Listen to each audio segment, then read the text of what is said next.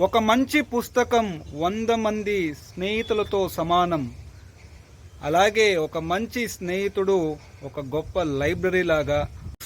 ఒక 2 self help బుక్స్ని order చేశాను Amazon నుంచి. అన్బాక్సింగ్ చేస్తున్నాను. ఈ ఒక అన్బాక్సింగ్ వీడియోని మిస్ చేయకుండా చూడండి. అలాగే నా ఒక ఛానల్ విశాల హృదయి భారతిని సబ్స్క్రైబ్ చేయండి, లైక్ చేయండి.